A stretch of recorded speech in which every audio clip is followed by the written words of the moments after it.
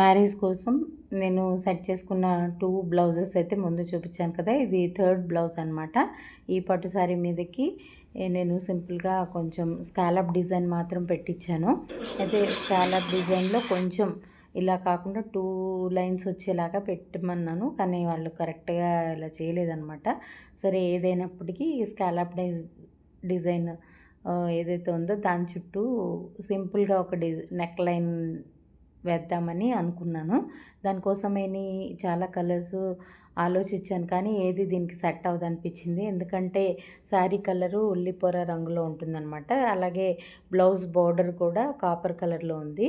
So దీనికి copper colour అయితే బాగా సెట్ అవుతుంది అని ఆలోచించి నేను ఫ్యాబ్రిక్ పెయింటింగ్లో పింక్ కలర్ తీసుకున్నాను. దాన్ని మెటాలిక్ గోల్డ్తో బ్లెండ్ చేస్తే ఇలా కాపర్ కలర్ లాగా వచ్చిందనమాట.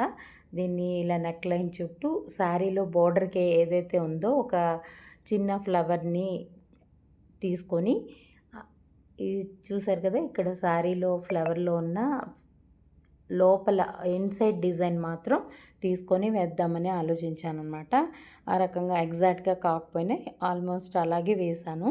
నెక్ లైన్కి ఒక అవుట్లైన్ లాగా ఇచ్చేసి, తర్వాత బ్యాక్ సైడ్ కొంచెం వీ షేప్లా ఉంది, దాని చుట్టూ కూడా ఒక డిజైన్ లాగా వేసి సింపుల్గా తేల్చేసాను అనమాట. నాకు టైం కూడా చాలా తక్కువ ఉంది, నైట్ టైమ్స్ కూర్చొని వేసేదాన్ని.